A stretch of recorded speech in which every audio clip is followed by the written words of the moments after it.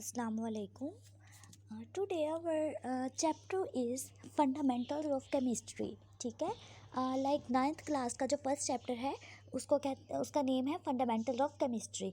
Fundamental of chemistry में सबसे पहले हमें ये पता होना चाहिए कि ये मतलब केमिस्ट्री ब्रांच किसकी है। ठीक है, अब किसी भी चीज़ को समझने के लिए the basic trick is this के आपको हर उसकी डेफिनेशन का पता होना चाहिए। जैसे अब साइंस की ब्रांच है केमिस्ट्री, तो हमें ये पता होना चाहिए व्हाट इज़ साइंस। ठीक है, देन अगेन अब साइंस की तो बहुत सारी ब्रांचेज हैं लाइक फिज़िक्स, बायो, केमिस्ट्री। तो इसी तरह अगर बायो को समझना है तो उसकी डेफिनेशन का पता होना चाहिए। अभी हम केमिस्ट्री की बात कर रहे हैं तो हमें केमिस्ट्री की डेफिनेशन का पता होना चाहिए। तो साइंस की ब्रांच है, तो साइंस क्या है? साइंस मतलब अब आपने पीडीएफ से ध्यान से देख लेना है, मैं उर्दू में आसान बताऊंगी जिससे आपको समझ आ जाए। तो साइंस होता है मतलब कोई भी नॉलेज जो कि provide understanding of this world and how it works. ठीक है, अदरवाइज़ जो पीडीएफ में लिखा हुआ है कि वो अंडरस्टैंड करता है मतलब ऐसा नॉलेज जो हमें ऑब्जर्वेशन या एक्सपेरिमेंट से मिलता है, उस चीज़ को साइंस कहते हैं। कोई भी ऐसी चीज़ जैसे न्यूटन ने अब जैसे इजाद किया था, तो सबको पता होता है। ठीक है, एप्पल वाला तो वो फिज़िक्स में आ जाता है, तो आता किस में है? अब वो कैसे आया था? एक्सपेरिमेंट और ऑब्जर्वेशंस के थ्रू आया कैसे? ठीक है, तो वो ये सब कुछ क्या होता है कि काम कैसे हुआ और किसने किया, कब किया, एक्सपेरिमेंट कैसे हुआ, उसकी ऑब्जर्वेशन कैसे आई। ठीक है, ये सारा कुछ आ जाता है साइंस में।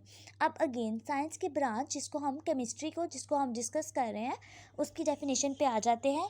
अब जो केमिस्ट्री है, the branch of science which deals with the composition, structure, properties and reactions of matter is called chemistry. Like अब कोई भी कंपोनेंट है, कोई भी एलिमेंट है, केमिस्ट्री जो है ओवरऑल ऑलमोस्ट हर फील्ड में इसका इस्तेमाल है। ठीक है, तो हमें ये पता होना चाहिए कि केमिस्ट्री व्हाट इज़ कि ये है क्या है, इसका कंपोजिशन क्या है, किसी भी चीज़ को समझने के लिए ये हमारे लिए कितनी इम्पोर्टेंट है, उसका प्रॉपर्टीज़ क्या है, रिएक्शंस क्या हैं।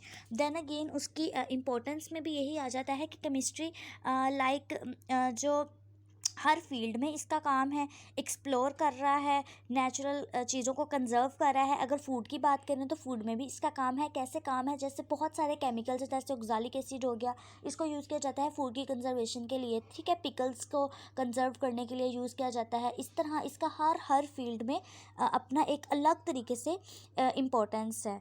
ठीक है, इसके बाद आ जाती है ब्रांचेज ऑफ केमिस्ट्री। अब ब्रांचेज ऑफ केमिस्ट्री काफ़ी ज़्यादा है। अब ब्रांचेज मीन्स के लाइक हम लोग कोई भी चीज़, कोई एक सब्जेक्ट है जैसे केमिस्ट्री, उसको मुख्तलिफ़ चीज़ों के अंदर, एग्ज़ाम के अंदर उसको डिवाइड कर देना, उसको ब्रांचेस कहते हैं। ठीक है, अब इसकी बहुत सारी हैं like physical chemistry, organic, inorganic, bio chemistry, industrial, nuclear, environmental and analytical. अब आज सिर्फ हमने जो बताना है वो फर्स्ट इसकी जो ब्रांच है उसको फिज़िकल केमिस्ट्री कहते हैं। फिज़िकल, ठीक है, नेम क्या है?